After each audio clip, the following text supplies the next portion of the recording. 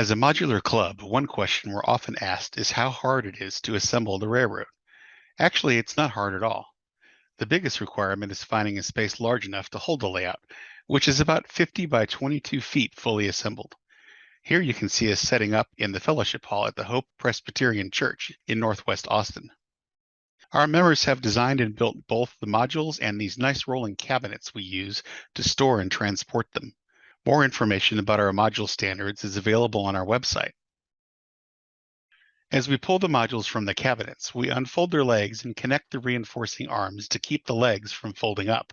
Then we can turn the modules upright. The rails between our modules are not physically connected with rail joiners or anything else.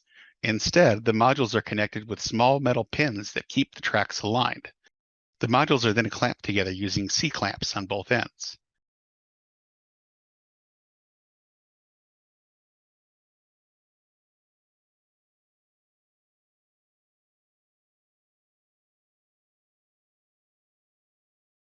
It's also important that the modules be exactly the same height and level.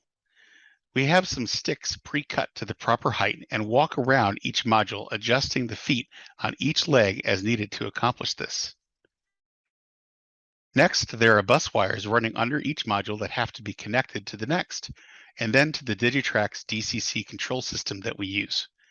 Once that's all plugged in and powered on, the trains are ready to roll.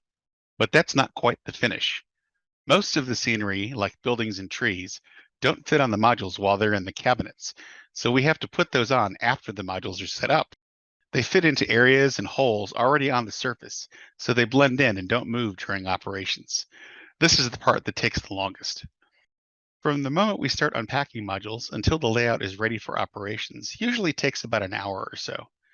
Our long-term goal is to build a permanent layout somewhere in the Austin area so that we can build a larger, more interesting and realistic railroad that can be operated whenever we like.